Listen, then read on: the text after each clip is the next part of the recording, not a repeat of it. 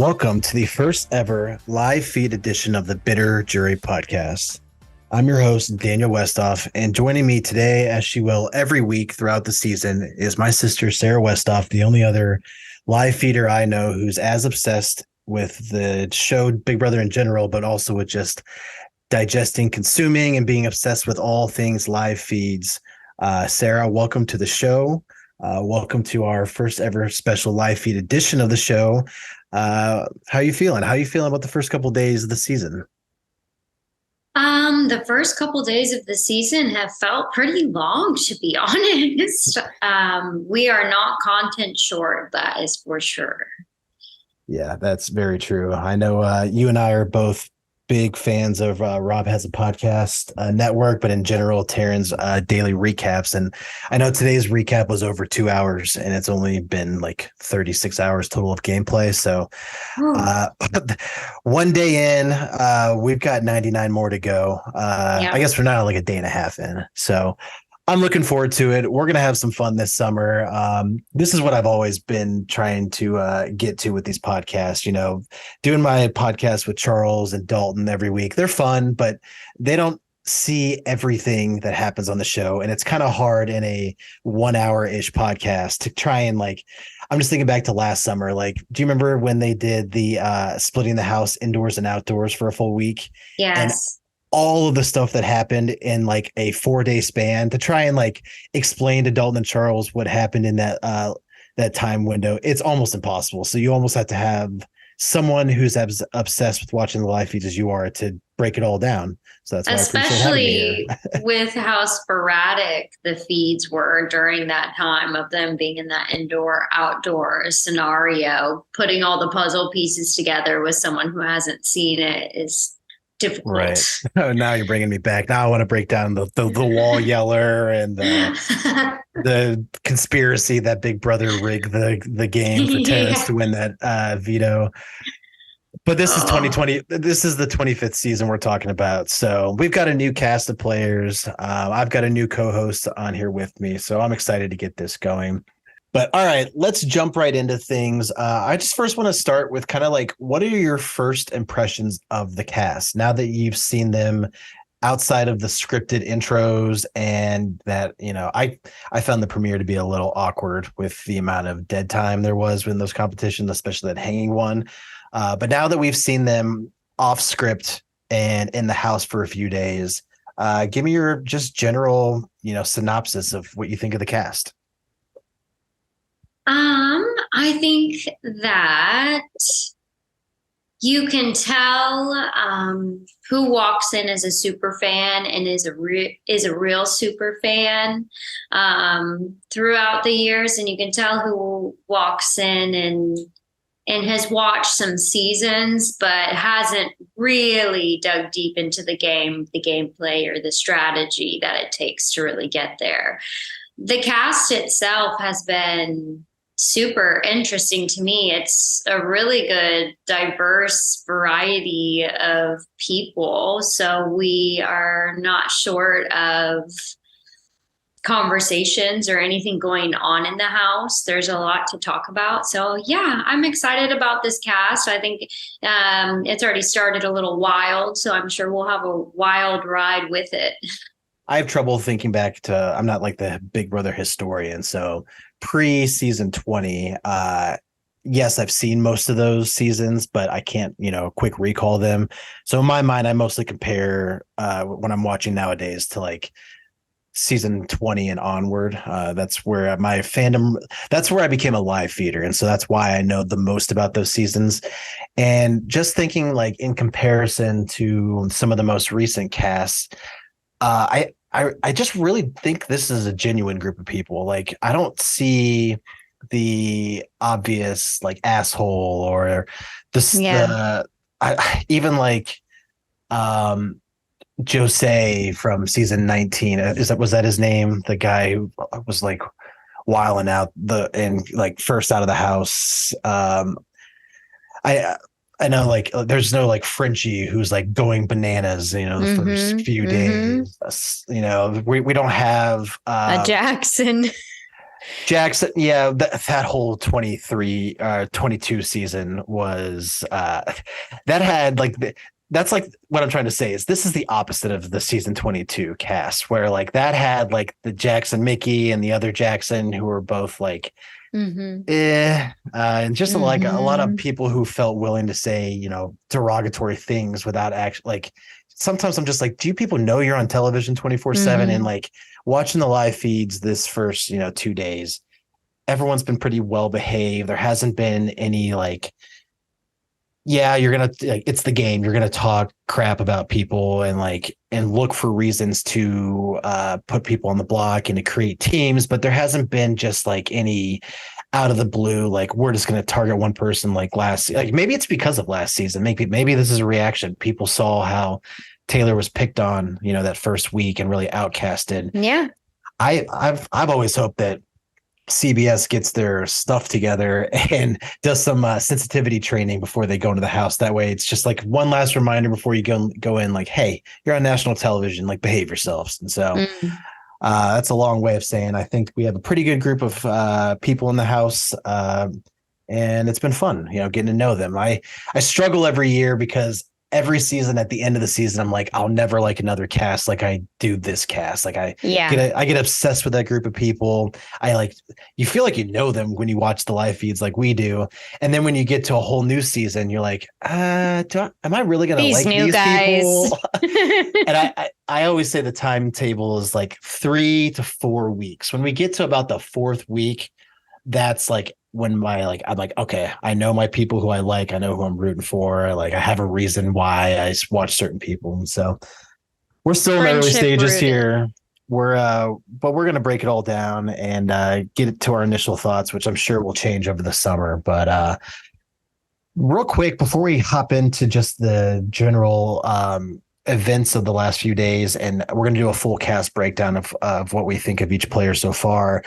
I really want to start with Suri and her addition to the cast.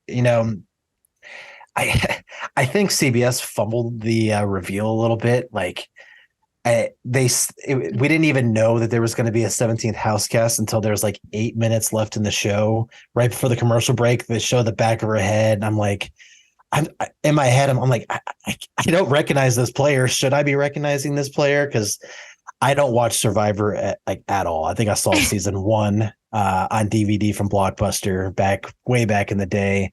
And then, that's just not for me. I like Big Brother because of the live feeds, because I can see what's actually going on. And so I didn't know much about Suri when she was revealed at the very 5 minutes, last 5 minutes of the show. What did you think, Sarah? Did you know who she was at first? Like, how long did it take for you to realize like how big a deal she actually is? Because she's a big deal. Yeah, yeah. I knew that there was a 17th house guest possibility coming in before the premiere started, obviously, because news had broken about that.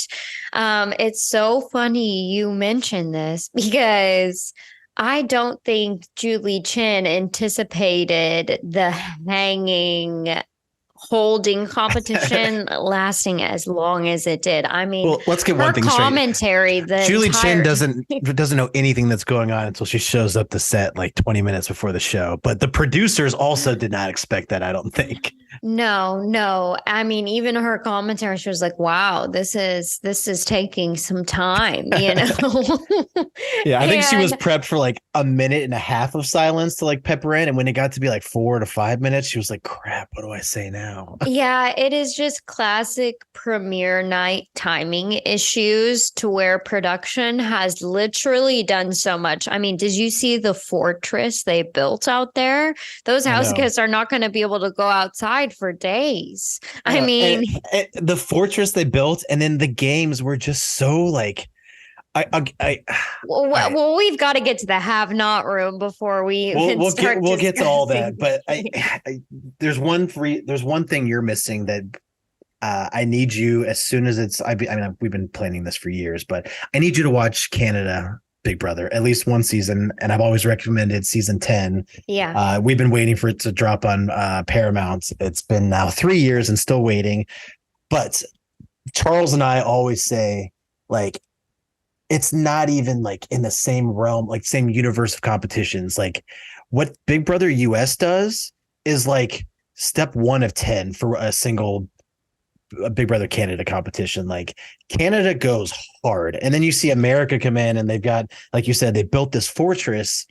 And then like the games are like, it looks like Smack yourself in the smack butt. yourself in the butt with what looks like old gym equipment from like the basement of St. X, where, my high school, or like the hanging thing, which is like a big contraption, but like it just wasn't good television, like that competition. I don't even remember what the other two competitions were. What were they? The puzzle competition between the BB Okay. comics Which and like, the goo competition, which Jag literally dominated. yeah. So, and yeah, there's a lot of stuff built for not that, not my favorite competitions. I'll just leave it at that. So, um, but we got through that premiere night, and they pulled a switcheroo on us. Instead of getting an HOH, we got nominees instead, and we got four of them. Mm-hmm. Uh, Yeah. Thoughts? You know, How do you think this I affects the game now that like the start of the game? Do you think it makes a big difference? I think it does make a big difference when you look back at earlier seasons. I feel like on premiere night, we would always get that initial, they all walk in, sit down around the where the eviction chairs are, and they all introduce themselves. Hi, I'm Corey, and I'm this, and I do this, and I'm this old. And, someone introduces themselves and blah, blah, blah. And so, I do miss that part because I think that immediately gives people like who gives a vibe of who other people are. I think now we're just like jumping straight into competitions and then straight into nominations, and you're pegging contestants in a corner to where they have to go on immediate defense mode beginning the game, where you would see different things pan out with different alliances if maybe they weren't a target. Yeah. Um, I think the biggest effect it had, and by the way, I did a terrible job hosting. This original question was about Suri, but we'll come back to that because I want to finish this point. I think the biggest effect it has is um, when you start the game off with someone in power, like the teams form a lot quicker. Maybe that's even why like I'm having such good vibes from this cast is because Yeah. we got a whole 24 hours without somebody being in charge of the house. Yeah, there were people nominated, but there was no like head honcho that everyone gravitated towards. That's how the main alliance is usually built like 90% of the time. First HOH gets in the house, everybody sucks up to the HOH, and he handpicks, who are my, 8 people that I'm going to bring in. He or she, sorry. But this time without that, we had a whole 24 hours where everyone just kind of mingled, got to know each other. And like, Yeah. I'm really fascinated to see, like, will this actually create more, what's the word, like symbiotic teams, or like teams that fit better together because they had a little extra runway to like do a little homework on the other house guests. And for example, like I even saw at first Jared was pitching this 8-person alliance that included Jag and Riley and Blue, who are pretty close, but it also included like Luke. And if he had been the HOH, that probably would have been the alliance. But because they had 24 hours and there was no person in power, we saw Jag and Riley actually kind of pivot and be like, we're not that big of fans of Luke, so maybe he shouldn't be in our alliance. Mm-hmm. And I'm just really interested to see that dynamic play out and see if it affects, the overall trajectory of the game with such a big change up to the beginning of the show. I think so, because when you don't start off with an HOH in that first 24 hours, everyone is kind of at fair game. And because of that, there's no alpha where everyone's trying to kiss up to them right away. So I can absolutely see that. Yeah.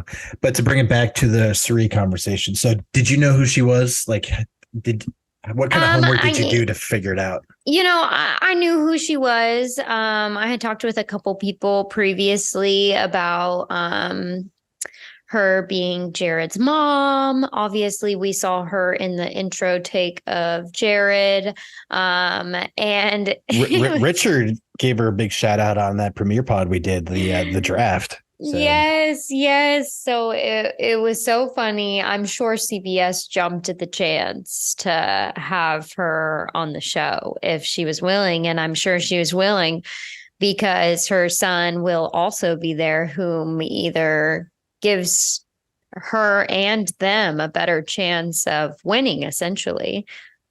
yeah, for sure.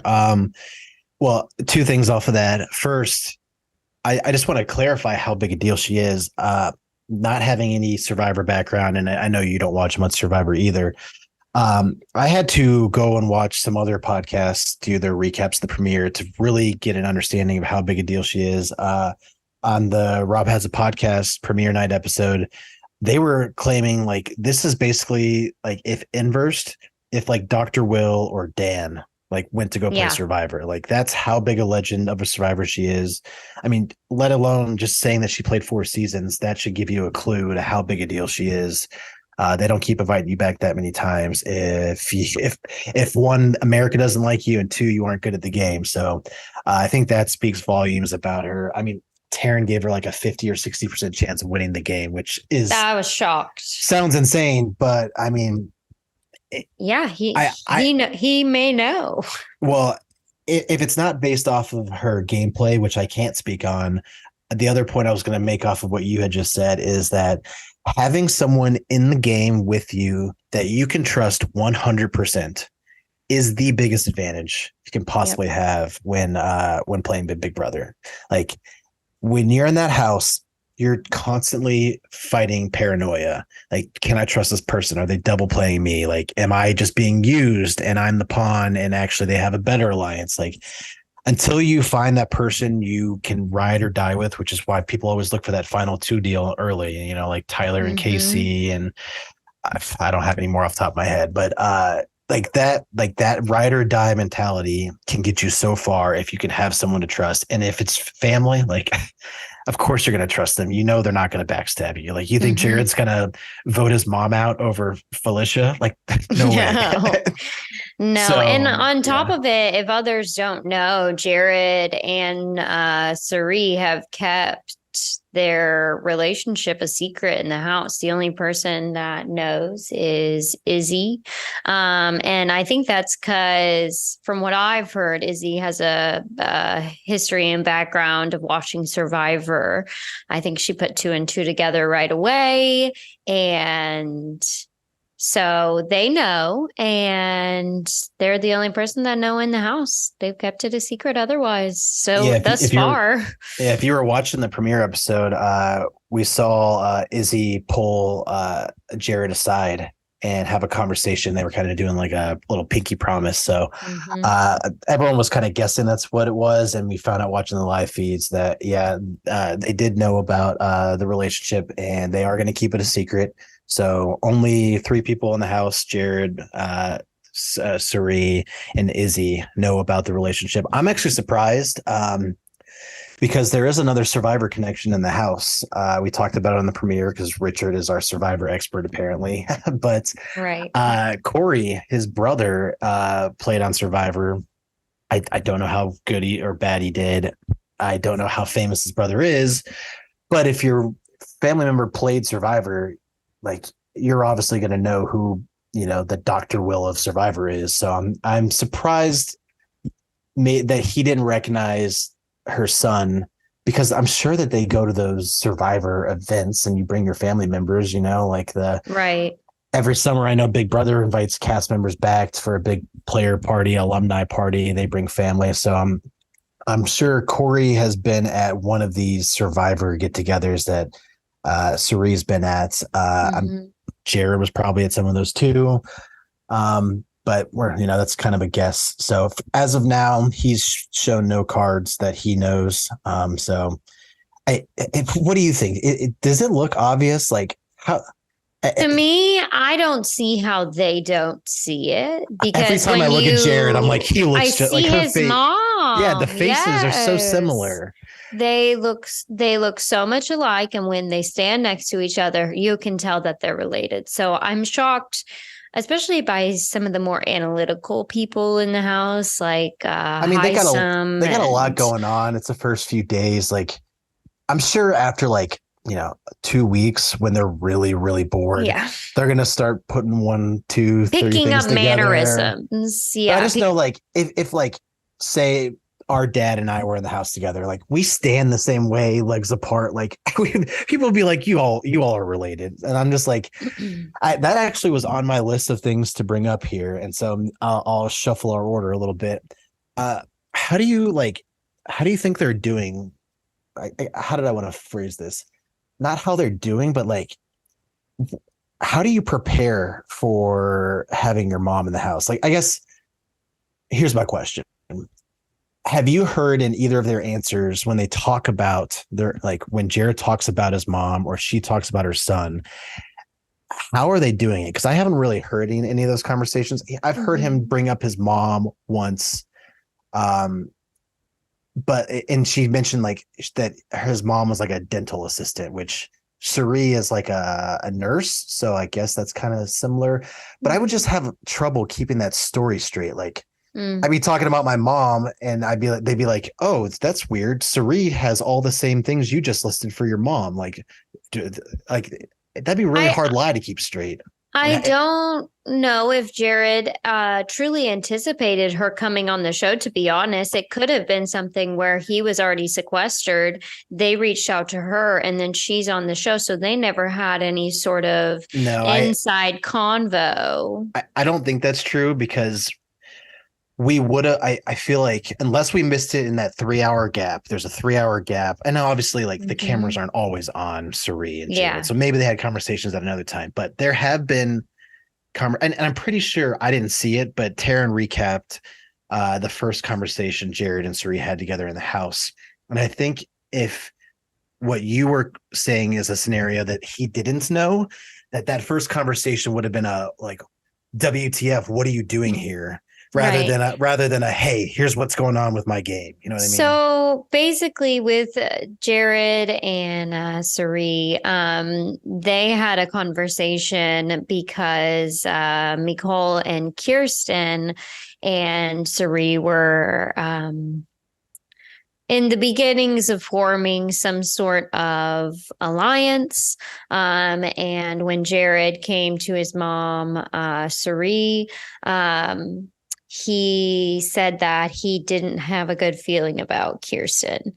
And Kirsten has, sort of been going around the house spilling a little bit too much. I don't think she's as familiar with the show as others. And when you come on and you're not super familiar with the show, you don't realize that everything you're saying is being taken in and then used, processed, and then used for someone else's greater. So the more information you share, the less leverage that you have moving forward. There was also one other conversation with Jared and his mom. And basically, she was telling him that he needed to chill out a little bit because he was going up to the HOH room, which we haven't revealed yet, but he was promising, certain things and alliances that Sari and no one else had ever even spoken about being on board for. So they've had a couple mother-son discussions. I think that Jared will play the game differently with his mom in the house. I think that if his mom weren't there, that he would probably play a completely different game. But now that she's here, I don't know how long they're going to be able to hold the secret, to be honest. I think mannerisms tell on themselves. But we shall see. We shall see. Yeah, I've got plenty to say on Jared's game overall, but I think that's a perfect transition into the bulk of this podcast here. What I really want to do today is, when we get deeper into the game, we'll get more of a rhythm of how we want to do these live feed breakdowns, talk about our purpose here. We want is to share the stuff that you're not going to catch on the show, so that you can get some information on, why things are happening on the show that maybe the producers don't have time or don't want to explain. But we're 48 hours in. There's not, a lot has happened, but there's not a lot of substance to it. So what we're going to do today is kind of go player by player, break down what they've done in the game, what we think of their game so far, kind of just give them an overall rating. And then as we talk about the players, if significant things count that have happened in the house, Sarah, speak on those things during that portion. But absolutely, what I've done, I was kind of brainstorming today what we would talk about, and so I came up with groups for these players. Okay. Kind of like tiers, from the people who are gaming the hardest to the people who like aren't gaming at all. And I kind of I gave labels to these groups. So let's we'll start here at the top end that I think, and obviously if you disagree, please, that's what makes the best podcast, is when we can have some arguments. So we'll just start here with I'm calling this group at the top the gamers. They are the people playing the hardest, doing the most in the game so far. I have 4 names in this group. You can say where you want to start, but the gamers I have right now are Izzy, Sari, Kirsten, and Jared. So those are the people I see going around constantly, like talking more game than even like the casual talk. Like they are just working it, working back channels, working different groups. Any of those 4 players stand out you want to start with? Izzy, Sari, Kirsten, Jared. I'm not saying that they're all good gamers. I'm just saying they are the hardest gamers. They're going the hardest. Yeah, I could start with any of them, honestly.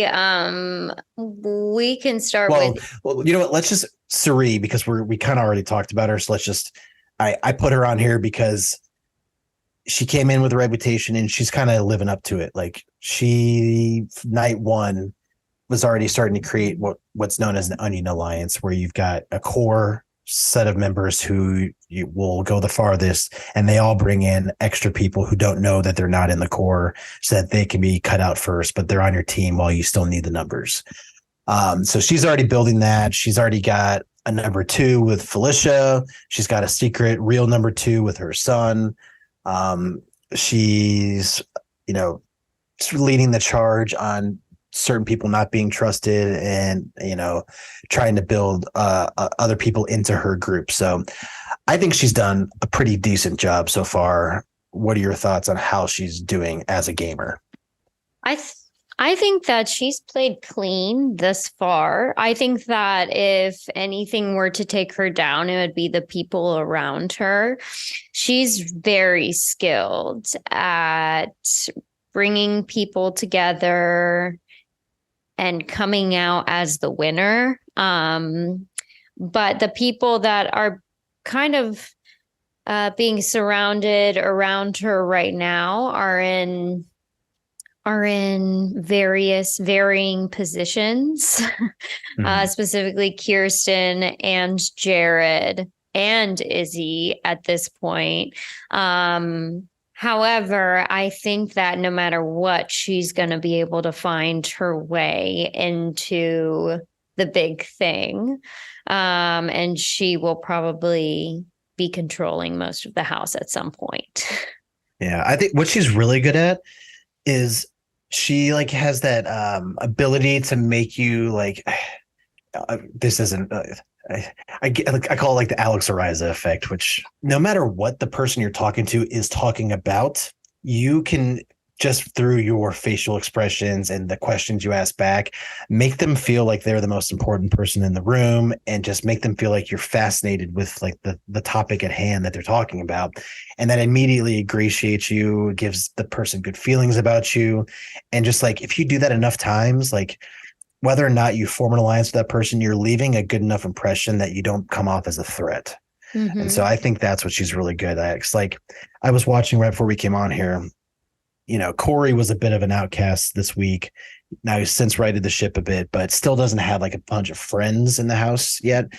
And he was just like, hey, you want to go play chess? And like, I have no idea if she was in the mood to play chess or if she even likes it, but she was like, oh, absolutely. Like, will you teach me? And like going up there and he gets to kind of explain the game. And she's like, no way. And just all that like positive energy she pushes out in conversations. I think that is one of her skill sets that really has helped her become such a legend in these reality TV shows.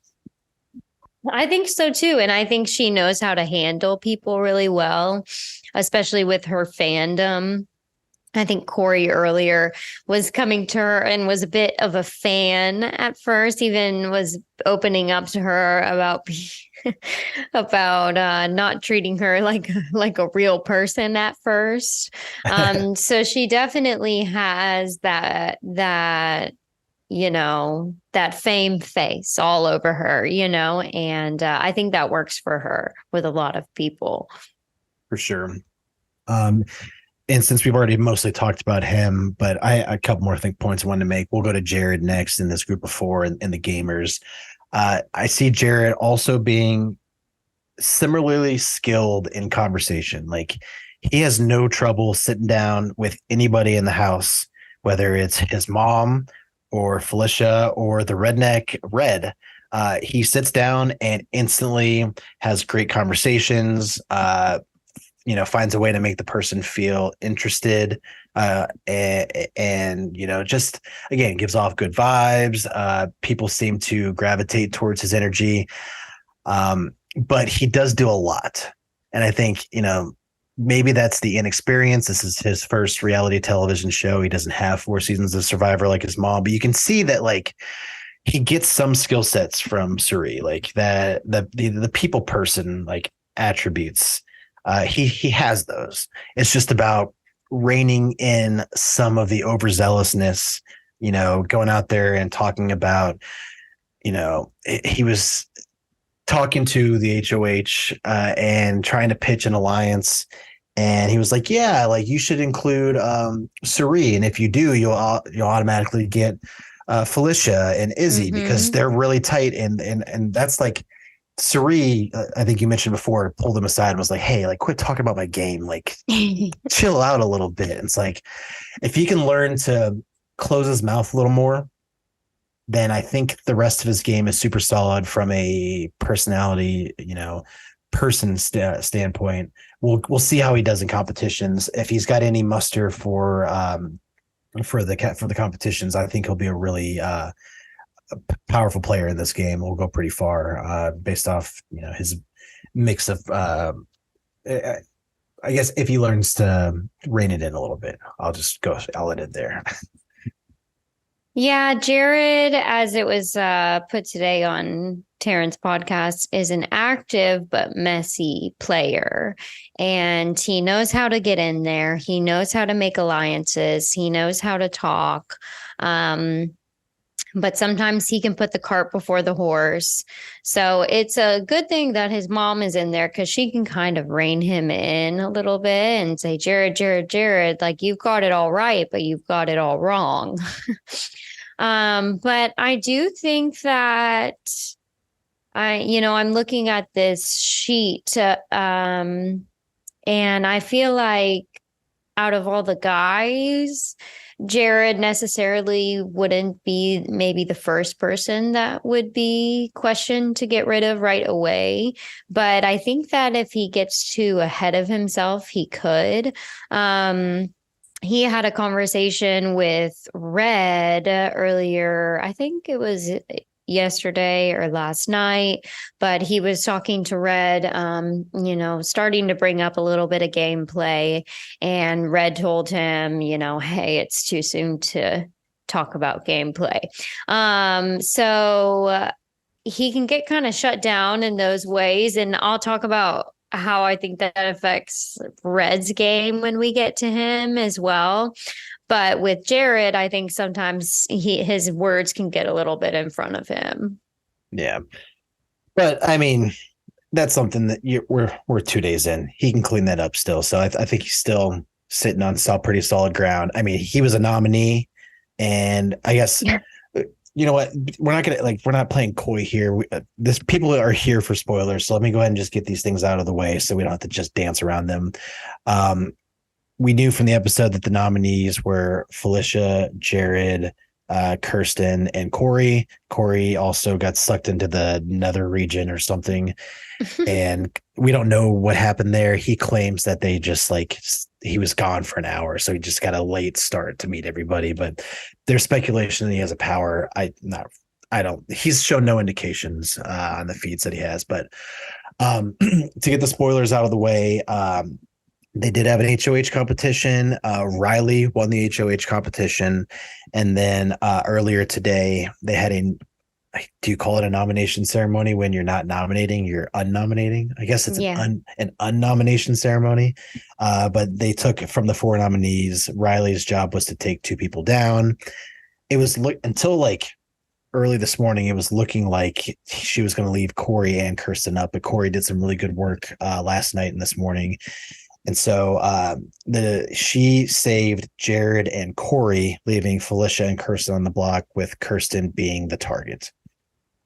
So with that out of the way, I want to move on to, I guess, Kirsten, because you can see obviously from those spoilers that she is still on the block and is the target for this week. And the reason she is the target, there's not a lot to go off of early in the game. So you got to just kind of grasp at straws. And the mistake she made, and you may know more than me about her background. It sounds like she's inexperienced, maybe was a recruit player. Is that true? Yeah, so she doesn't know much about the game, which already leaves her at a disadvantage. She didn't do, I don't think, as much research as maybe some of the others coming on to the show and to the game.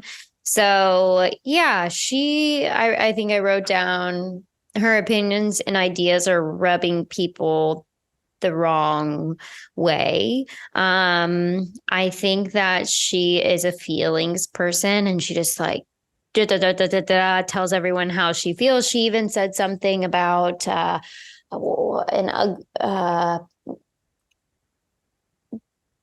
she said something about Riley. About Riley and Matt. Yeah. Yeah. So what she did was a jealous hater is what she called her. A jealous hater. This is the perfect example of why she's gaming, but gaming too hard. I agree. I think that she just is not thinking about the things she says before she says it. She went on and I don't know who she said it to, but she was talking about how, and this is where she gets in trouble. She's speculating in multiple places, adding them up, and then making a conclusion from it from very little information. So without facts. So she's projecting that she thinks Matt likes her. Maybe he does. Like, I think he even said something. Taryn mentioned that he may have said that he thought she was cute. So she took that fact that she thinks Matt likes her, and then the fact that Riley won the HOH. Then she got worried that because Riley won the HOH, Matt would then turn his eyes to her. And I think she even said, have eyes for Riley because of that. Mm-hmm. And then she was like, basically like, I hope Riley doesn't become like a jealous person because of that, or like they create like a love triangle. And like, that's a lot of drama you just made up out of thin air and sent to a bunch of people without any basis for it. And like, if Matt or Riley finds out about it, which they do, that's kind of rubbed them the wrong way. Like, Riley found out and was like, what do you mean? Like, me and Matt are hooking up or have eyes for each other. Like, Riley was like, I have had zero interaction like that with Matt, and I'm not even here for boys. Like, I'm here for the game and for the money. And so, like, there you go. I think with perfect reason when you have no other reasons, like, there you go. There's a reason to make you a target. It's like, don't give these people the smallest little smidgen to make yourself a target, because they'll take it, because you got to target somebody. Yeah, I really think that when people walk into the house, they obviously begin spending 24 hours a day together, that they forget very quickly that first impressions still matter. people going to the bathroom in the same bathroom as people probably makes them feel real comfortable really quick, but they have to go ahead and gauge how many days they've actually been there. And those house guests are literally just getting to know them. So if it were me, I'd stay very quiet. I'd be taking a lot in. I'd be a lot of head nodding, a lot of yeah, So yeah. I think Kirsten has just gotten herself in a little bit of a situation. Now, it's still the beginning of the week, so we can definitely anticipate a possible target change, I'm sure, at some point. We still have... Yeah, we have Vito tomorrow. Vito tomorrow, and then the veto ceremony. So I'm sure Kirsten will be putting in some work, but I really don't see Felicia leaving this house this week. No. If it ends up being her and Felicia, then she's gone. No one's sending home the 60-year-old woman who, one, isn't the threat in your athletic competitions, and two, has done the perfect thing that all older players should do, which is like become an essential like part of the house routine, cook the dinners, clean the house. When you start doing those things, people find it like, oh, I don't want to send her home yet. She makes the best meals, that kind of stuff. Yeah. So, Mama bear. Yeah, exactly. The mama bear effect, but we'll get to her in next year. But yeah, so Kirsten in some hot water because she spoke a little too much in those first few days. She did get a lot of comfort after she was nominated today. It seems like people in the house do like her. It's not like she has like a bad reputation, so she can still save this. But she does need to either win that veto or convince someone to use it on her. And we know that Riley doesn't want to use the veto, get more blood on her hands. So she's got a pathway, but it's not the widest. So as her being my second pick in the draft, I'm a little conflicted here. I've also got Riley. Riley's also on my team. So I've got the HOH and the number one target. So off to a very volatile start for my team. Oh, tough beginnings. Yeah. Last player in this tier, Izzy. So what do you think of Izzy? Izzy. I think Izzy is another good example of coming into the game and having like this really big strategy, but then opening up too quickly to others. I think that they can get their words in front of them as well, just like Kirsten. There was a serial killer comment made about Corey which, like, to be honest, I get, like, I kind of get it. He gives me serial killer vibes too, but you shouldn't say that because that's going to get back to him eventually. Yeah, just to say it off the bat right away. Maybe those are things we need to like internally think and not externally think. A little bit of that word filtration would probably do Izzy a little bit of good. She really has paired up with Jared. I mean, really, I think that besides Jared and his mom, Izzy and Jared are pretty solid duo moving forward. I mean, I don't think that there could be another probably male figure that could come in and maybe cozy up next to Jared, and they could become a duo as well. But Izzy and Jared, I think, have that close connection because Izzy has recognized Jared and his mom as family. And so Jared will probably keep them close because of that. Yeah, so I've got like mixed feelings about Izzy. I like that they are. I like that they're playing hard. Like from my perspective and from what I've learned through the years of just being a super fan, like the first like 48 hours are really crucial. And now that we've gotten live feeds these last three seasons on night one, it used to be back in the day they'd give you like a 3-day grace period.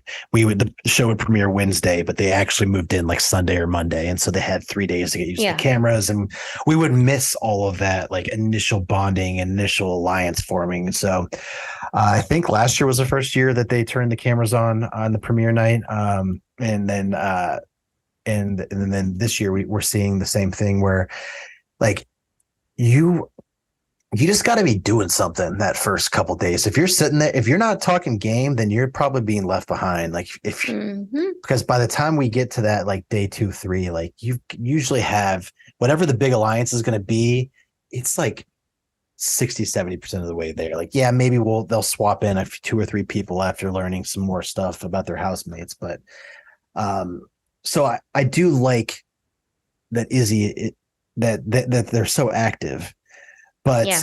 but I just can't help but it's like that they overpower every conversation that they're in. Every time I'm watching the live feeds, I'm like someone's talking game. And I'm like, all right, they're getting into it. I'm getting excited and I'm turning the volume up on my TV. And then Izzy walks in the room. I'm like, great. Now we're going to talk about whatever Izzy wants to talk about. And they're going to take over the conversation. And will it work for her for now? Yeah. Like, but I just think that they may rub people the wrong way if they stay this, alpha, like trying to be in charge of the game plan. Like you got to give your teammates some more agency to kind of create your alliance together rather than be like, no, this is what I think. And these are who I think should be in it. And then like, oh yeah, what's your opinion? Thank you for saying it. Now let me go on to what I'm going to go. It was already going to talk about and kind of steamroll over that. That's the kind of vibes I get from them. And we'll see how far they get. It's better to be active than not. So I'll give them the benefit of the doubt for now. Yeah. Anything else on Izzy or these top tiers? The gamers. No, I mean, I agree. I think that if Izzy doesn't stand to win competitions moving forward, that will put their big opinions at risk. You can have a big mouth, but you've got to have like a big shrine behind you as well with some competitions to go with it. I can't fully say that because Taylor walked out of last season with how many? 1, 2?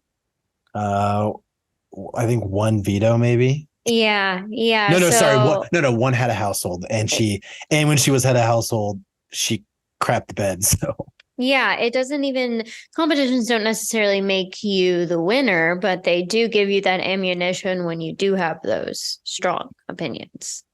Yeah, this is why I got to have you watch Canada season 10 because the winner of Canada 10 never won a single competition. They were just the master manipulator. So that's why I give non-athletic players some hope, but that was Canada. It's a slightly different game. So until I see it done on Big Brother US, I will never take a strategist with my first pick.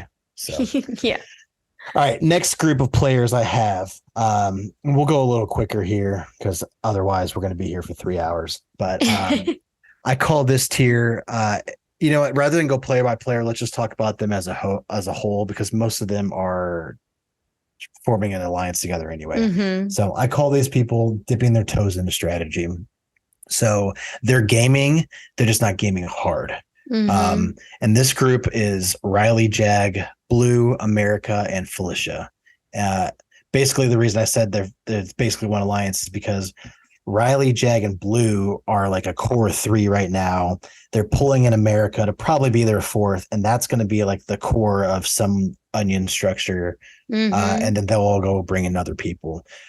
So they are actively playing the game. They are creating alliances, but they're not in your face every single moment of the day talking strategy and like overwhelming people. Like they spend a couple hours having fun playing pranks on people, and then we'll quickly meet about, hey, here's what I'm thinking kind of thing. So out of that group, Riley, Jag, Blue, America, Felicia, who do you like?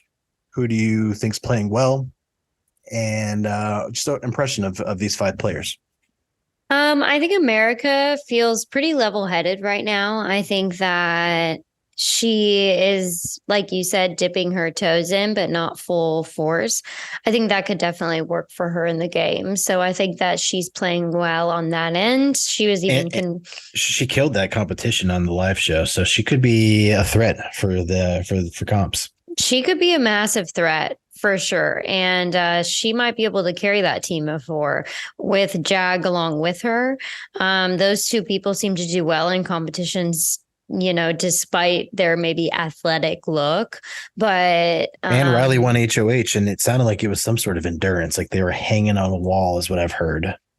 yeah, Riley is interesting to me. I am excited to see the competition take place, especially if it was endurance. I think Riley's doing a good job at managing the house's emotions, but I think Riley has also kind of been a yes woman to everyone that has come into her HOH room. She said yes to every alliance that was proposed to her today. I would be her of the house for sure. I would just, I wouldn't, I can see she's a people pleaser like me. Just yes to everybody. You're all in my alliance. Like, yeah. and it does seem like the only people not in her theoretical alliance right now are the people who haven't talked to her. So, Right. But will that hurt her moving forward when she goes past this week? Maybe someone that felt well, I mean, everyone in the house feels like she has her back. She has their back right now. So what happens when next week someone gets nominated and she wins power of veto and doesn't want to take someone off? So I think that sometimes being the yes woman can get you into a little bit of trouble. I think she could have held her words a little bit more and her strategy a little bit more, be just a smidge more hidden than she was. But her and Jag are pretty much a duo right now. She won't do anything without him. Yeah, I think she is in the best spot in the house. I don't know if she'll go the farthest. I don't know how good of a strategist she is. She seems a little bit scattered in her strategy, but the fact that she got to be an HOH who never had to nominate anybody, all she did was save two people. Like Kirsten and Felicia can't even be that upset with her. All she did was not save them. She didn't actually nominate them. So she's only got like a little bit of drips of blood on her, not an actual like full like blood on her hands, like a normal first HOHs. And if she doesn't end up doing a replacement nom, then she got all the benefits of first HOH. Everybody's coming to her. Her room is like, she's never alone in that room. There's constantly people coming up there, strategizing with her, creating alliances, creating bonds. That's why you want to be the first HOH. I think I remember listening to a summer edition of the Taryn podcast where he actually did a statistical analysis and was like, you have like a 20% higher chance of winning the game if you get that first HOH. And now she's gotten that first HOH and didn't even get that much blood on her hands. Like, yeah, perfect scenario to be in. And she's doing a decent job with it. Yeah, you're right. Maybe she's overextending a little bit, but it's not like she's promising them the world. She's just promising to work with them. And if she doesn't have to show her cards for a few weeks, like if you remember Tyler, everyone in the house had a final two with Tyler. True. And the only reason he lost the game was because he didn't keep his allies around long enough. Like he let them go because he was afraid they'd turn their back on him. And it's like, no, having those, hardcore alliances you get from that week one HOH, like they go a long way. So, yeah. The only other person is Jag that I'd probably want to touch on. And Jag, I just think is probably going to be a hidden comp beast. I think he showed a little bit of that in his competition. I mean, he could not put those wires in fast enough. I think I blinked and he was done with the competition in a whole. And so I definitely think the house guests have something to look out for with him. He's probably, and he seems very intelligent as well. So I'm sure he's going to nail it. He claimed to be a genius on his little cameo for that when they walked out into the backyard, his group. Yeah, he just seems like I'd want to be friends with that guy. Like Me too. I just want to like go grab a drink with him and just like he just seems like a fun guy to hang around with. And everyone seems to just gravitate towards him. He just seems happy and good energy. And so yeah, I think he's in a decent spot. The other two here were Blue and Felicia. Blue, I saw nothing of until today. But then I saw her strategizing with Jag, and then later on with America, and I think I like her. I don't know much about her and her game style or strategy, but at first I thought she was too quiet, but now I see that maybe she was just like it takes her a little bit to open up, but she seemed to really have genuine bonds, at least with that group that's forming, the alliance of Riley, Jag, Blue, and America. She seems to have some really deep ties with them already. So I think that'll go a long way for her. And then Felicia, like, I don't have a lot to say on her. She's in her 60s. Like, she's not going to be a comp beast, at least on the athletic ones. Paired up with Suri. Yeah, but she seemed to be the only player in the house to recognize who Suri was and like instantly went up to her. And then has basically like become final two with her. Like, you rarely see her and Suri not together. They hugged like they had known each other for years on that first meet. It was like, oh, hello, old friend. Right. So now we'll see. It could go one of two ways. If she's a loyal soldier, I think she'll go a long way because Suri will take her under her arm and make her, final five, final three, that kind of thing. But if she tries to push back against future plans Suri might come up with and go her own route, she doesn't have it doesn't seem like a depth of strategy or even connections. Like, she's not forming close bonds with the younger people like Suri is. Suri is playing chess with Corey, and right now they're eating dinner. But when we started the podcast, everyone was up in the HOH room painting nails, and like Felicia was on the bed getting a face massage, not interacting with everybody, kind of like Blue was giving her a face massage, whereas Suri's right in the middle of everybody chit-chatting and creating that bond. And so that's what worries me about Felicia, is that she's in a good spot being in a duo with Suri, but if anything happens to Suri, I don't see a lot of ability for her to maneuver outside of that. Right. Yeah. So agree on that stuff. Do we move on? Yeah, let's move on. All right. I got 3 more categories. The next one we can do quickly because it's literally called Where Are You? I have 2 names in here, Luke and McCole. Oh, yes. Nicole, she was my number 1 pick on my team. I know. Until today, I was like, is she in that house? I have never seen her on a camera. And today she was on camera with Jared for a little while and was explaining like how she's more of a reserved person and doesn't want to go up and do the fake, like, let me have a fake conversation and be all excited. Like, she wanted to create genuine bonds, but now she's worried that might cause her to be a bit of an outcast, or people think that she's judgmental. And she sees basically she was comparing herself to Kirsten, who's like, she's saying like, I'm the opposite. Kirsten's out there talking and maybe talking too much, where she's not talking at all, maybe too much.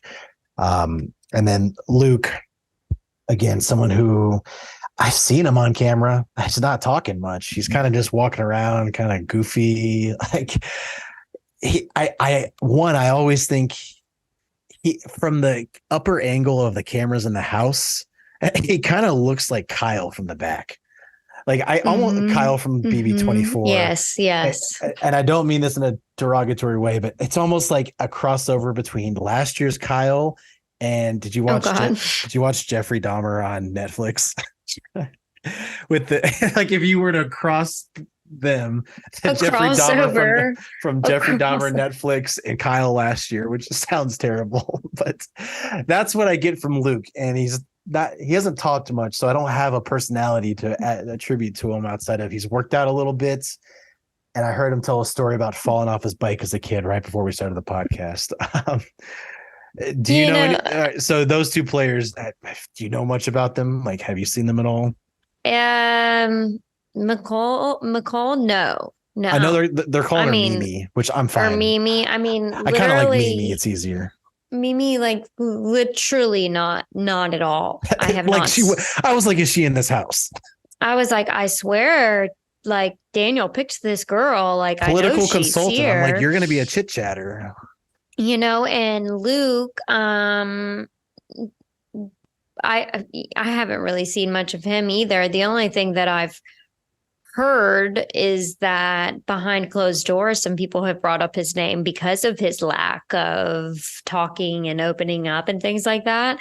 But I know he's also got his hands dug into some men's alliances. I know that Jared, Luke, and Matt formed some sort of Did they? men's thing.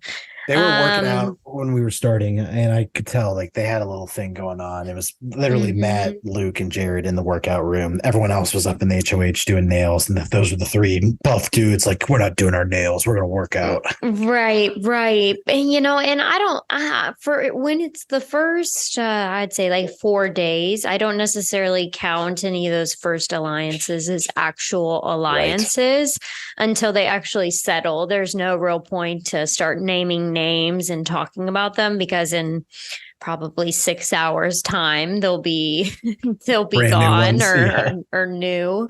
But yeah, those two people really need to kind of step it up a little bit. Luke with his friendliness, and Mimi with just opening up and talking a little bit more, so that people don't mistake her not talking for rudeness or not opening up or anything like that. Yeah, my team's struggling right now. I got Kirsten and Mimi, and then Riley, who's in a position of power, but I still don't trust her. So, all right, well, we can move on from the "where are you" category. Two more. This next one, I call them entertaining but not playing yet. That is Bowie, Red, and Matt. Matt, I kind of threw Matt in here because I didn't want to create one category for him. But he doesn't totally fit in here. He is playing a little bit, but he's mostly playing because other people keep including him. It's not like he's going out of his way to make alliances.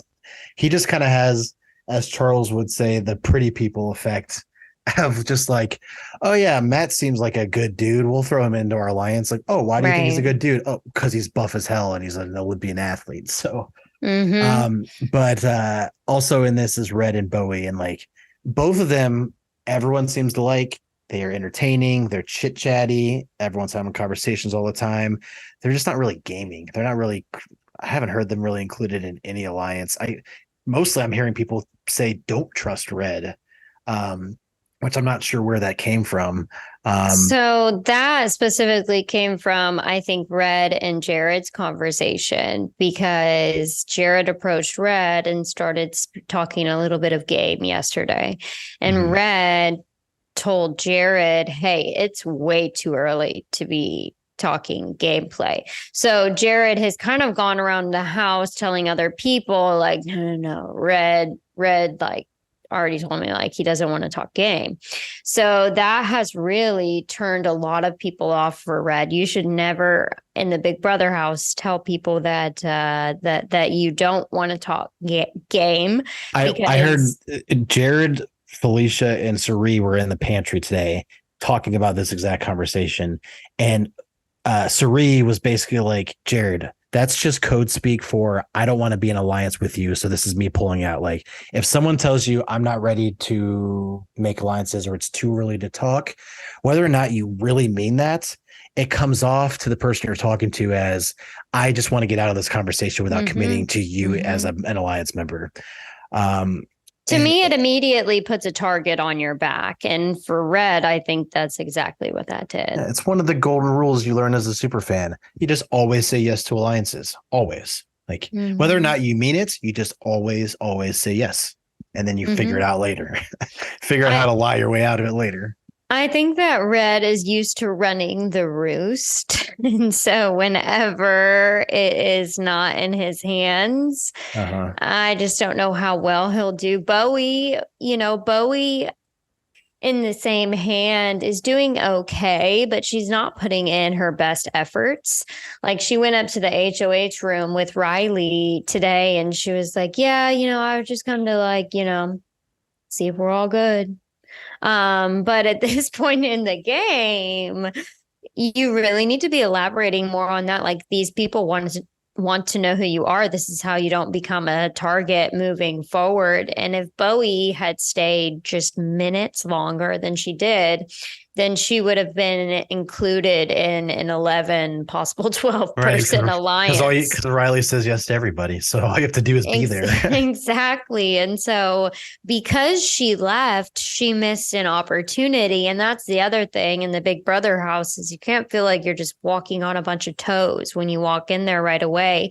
You really have to kind of integrate yourself within all the conversations. If you're not talking game, you better be hearing game. And if you're not doing either, then you're probably going to be gone. So, these two people in particular, I feel like really need to like backpedal a little bit and start over. Yeah.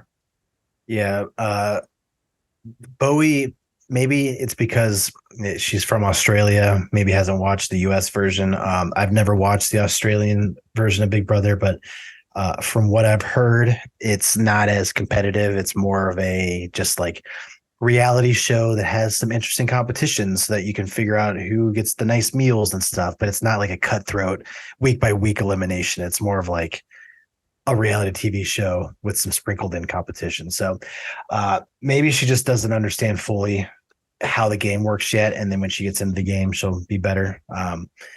We'll see. But let's move on to our last category. I don't even know what I really meant by this. I guess I did. I call them awkward, but in it. And this is Cameron, Heman, and Corey. They're all playing. Heisem. Oh my God. You know what happened there, right? You just did exactly what Jared did when his mom had to correct Jared him had to call at least television. At least I didn't call him Hyman like Jared did. Jared kept calling him Hyman. I wrote down Heman here. It's Heisem. All right.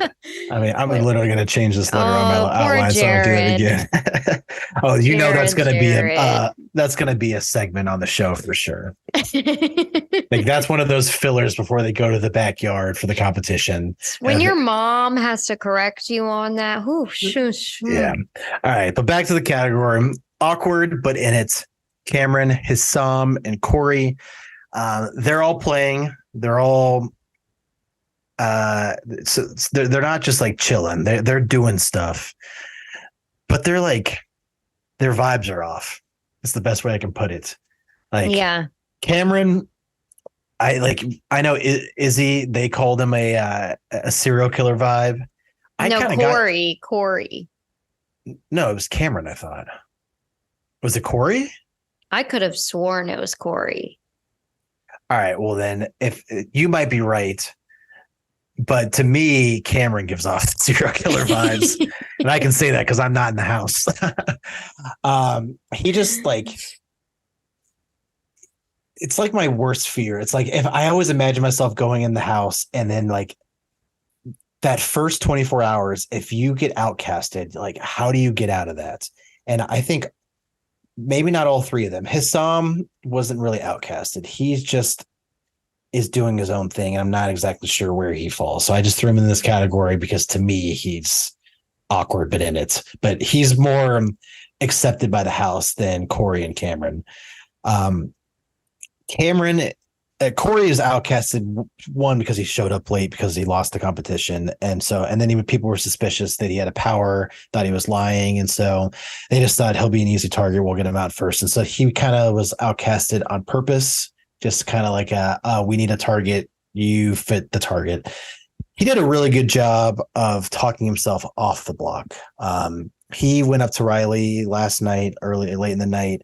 She was dead set on he's my target. And he went up there and gave a really good pitch. I didn't watch this, but in the recap was told that he kind of did a good job pivoting even during that pitch. At first, he was trying to throw Suri under the bus, being like, oh, she's going to be a big threat, Survivor. She knows what she's doing.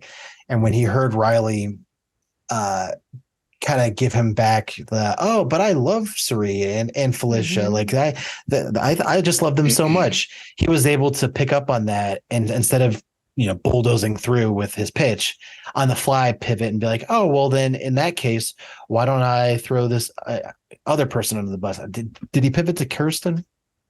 I don't remember how he pivoted, but whatever he Yeah. did, basically his pitch was, look, I'm kind of outcasted right now. I've got nobody in the game. I don't have any loyalties. If you save me, I'm a number for you. Like you will create an ally in me who's loyal. And Riley, like it worked. Riley took that information and we had nominations today. She took him off the block. So he was going from dead set target number one, staying on the block to he's now safe for the week, or at least safe until the veto. Honestly, Corey put in some work today. And I really like him now. Like I've been watching him all day and he's grown on me.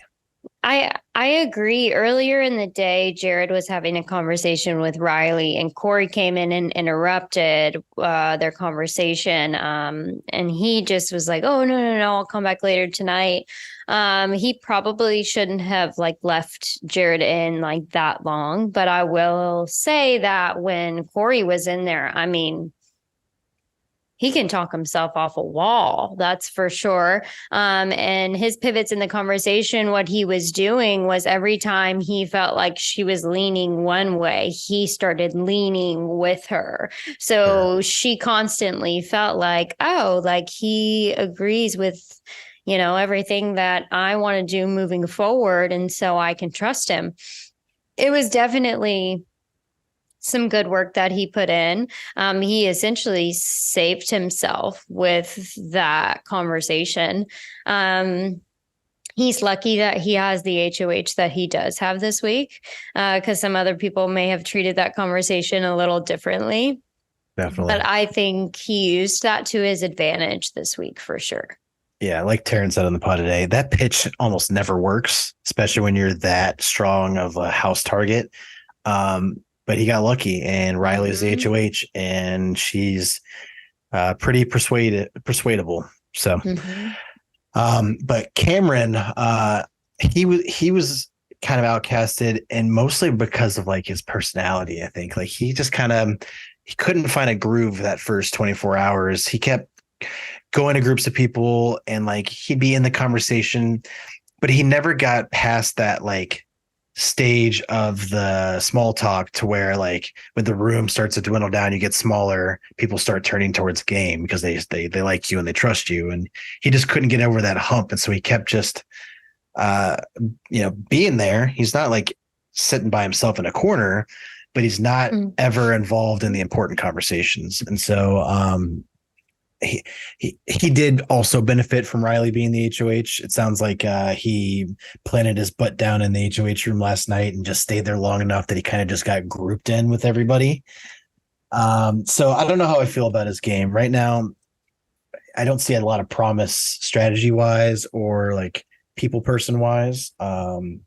He doesn't scream to me to be a comp beast. So I'm not sure where his real strengths are that he'll pull from, but for now at least he's safe this week because Riley at least is grouping him in. I just don't know how long of a runway he has. What do you think? Yeah, honestly, I know that he's a stay-at-home dad. And I know that when you are a stay-at-home parent and you don't have external friends on the outside, when you get into a group of adults, it's really hard to socialize again. It is. Oh, you want to talk about Bluey? No, I mean, not even that. But really, when you stay at home, if you don't have like a solid group of friends, you go out into the world and you're like, how do I converse with people I've totally forgot? Well, you don't even need to be a stay-at-home parent. I have the same effect. And it's just me and Gruskin in the house alone all week doing tennis content. And then I go out in the world. I'm like, oh, what happened? Conversations. And then he's just been very messy. I mean, with just those things alone, and then added to when he was in his conversations with Riley, you could tell he was just continually trying to overtake the conversation, turning things right into, oh, well, we're doing this and we'll do this, and using the word we all the time. And I just he was going in way too strong, way too fast, while also being too laid back at the same time. It's very strange. Yeah. Just I don't really have anything to say about him. Oh, You say something. Hassam. He's on my roster. Oh, he is. Yeah. He might end up being fine. I just I can't get a read on him. Hassam, The feeds came on and he spent the first 4 hours working out. I was like, and then since then he's never been in the big group of people. He's he's got very external, when he's thinking about something, he's very intense. So that gives people the wrong impression right away. Like, he was having a conversation with Corey today, and just because of his face mannerisms, he looked concerned while Corey was talking to him, and he wasn't giving him much back. And because of that, Corey went into the HOH room and told Riley that Hassam, isn't a very, wasn't very conversational with him. And so I think that Hassam is trying to take everything in right now, but he's not being personable, and people are not going to attach to him if he's not personable. He's kind of isolated himself, I feel like, in many ways, starting out this week. Yeah, I see that for sure. Well, that's everybody on the cast, at least. Really, the only other thing I wanted to do here before we wrap the show is let's do some predictions on how we think this first week's going to go. Well, first off, Jared needs to stop calling his mom behind the scenes, because there's going to be a slip up here. He cannot keep saying mom. But so this kind of comes back to the conversation I tried to have at the beginning of this episode. I'm just picturing all right, if I was in there with our mom, then what if I tell the story about the time I went on vacation to Yellowstone with our whole family and we saw the elk in the backyard? And then in a different conversation, our mom is talking to people. She's like, yeah, I went on this vacation to Yellowstone back in the day, and there were so many elk out there. And people be like, that's weird. Jared had the same story, and you guys kind of look alike. How do you avoid those scenarios? I wonder how much planning they did ahead. Because there's just so many things like that could be like someone who's aware enough can pick up on those. I would be absolutely flabbergasted if they made it to the end of this season with the secret. There's no way they will. I mean, odds are completely against their favor. I feel like as you get to know someone more, they're just going to pick up those clues. But what it's going to do for them in the end, it's going to be wild. What should we set the over-under at? I know you don't do sports betting, but what's the over-under? How many weeks until the secret gets out? I'll put it at, if they make it to jury and one of them hasn't gone home and they're still not found out, then I think one of them wins the game. That's at that point, it's not going to probably be revealed, and they have such an advantage. I think that people will probably find out in week 2 when things are getting more comfortable, or week 4 when they've settled in. Yeah, I can see that. But we'll see. So who do you think, well, I guess we're not going to predict who goes home this week, but let's just say, do you envision the veto being used? Because I think I haven't asked you yet, but I'll ask you now if you want to do the Tuesday or Wednesday episode recap with me when we do the veto ceremony. Absolutely. So on that pod, we'll know. So let's predict now. Do we think it gets used? And if so, who goes up on the block? Do we know who's playing yet? No, they play tomorrow, so they'll do the draw in the morning. I don't think it will be used, because I think the House will respect Riley saying that she doesn't want to put someone else up. Also, it would kind of be a big move to use the power of veto unless the target has totally shifted within the next couple of days. which is not completely implausible, but I think Kirsten is kind of a sure bet right now. I don't even think Suri would try and win the power of veto to take Felicia off because they're not going to send Felicia home. So I don't think Suri is very concerned. Mm-hmm. I think that anyone else that played in the veto probably wouldn't touch it, wouldn't want to ruffle any feathers. No one's super close to Kirsten. The only people that are close to Felicia know she's safe. So I don't see it being used. I think Kirsten has to do some work. I think there are people who like her, and I think that her talking at the beginning of the game can be papered over pretty easily, but she's got to do work. I think there's only one way this plays out, and I think it's if Luke becomes the house target. He's kind of been standoffish, like we discussed earlier. He could easily be piled on. If someone makes him the target, it'd be easy to pile on behind his back and be like, well, he never talks to us, so I don't trust him either, kind of thing. It could really spin that up. But I think you're right. If out of everyone who would play in that veto competition, the only two people who would use it would be the nominees, probably. Mm-hmm. So she either has to win she has to hope one of them two wins it, so they'll put Luke up, or she's just got to do enough work with Riley the next 48 hours that it shifts. Like, she has to become an ally to Riley and put the target on Luke. Do I think she'll do that? Yes, because she's on my team. In reality, probably not. Mm-hmm. So yeah, I could see if she got taken off, or if Felicia got taken off for any reason, I could see Luke going up, and I could also see possibly Red going up. Yeah. I mean, it made me Red too. Only other little note I had here. Can you explain, why does Jared wear that handkerchief around his whole head? Like, is that a thing? Do people do that? Am I just like missing out on a trend? Like the do-rag? No, he's not like wearing it like a do-rag. He literally wears it like to frame his face. He like ties it under his chin. And he looks like Lil Bo Peep or something, but with a handkerchief. And he's constantly wearing it. It's weird. I think that's a new fashion trend that Jared will have to explain once he leaves the house. We'll ask him when we interview him. 100%. Because Dalton's going to get that interview somehow. Yes, can't wait.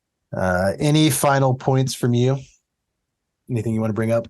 No, I'm sure we'll have another whirlwind couple of days. Never be too settled within the first week. Alliances don't mean much until a couple days from now. So we'll see how it goes.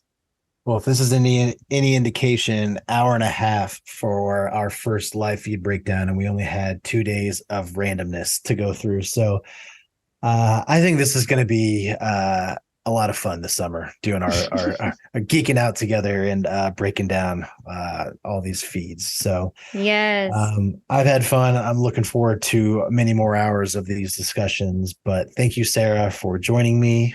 Thank you to everyone who listened, especially our 3 listeners, Mom, Dalton, and Lauren. I'm not sure anyone else listens to this podcast, but we're having fun.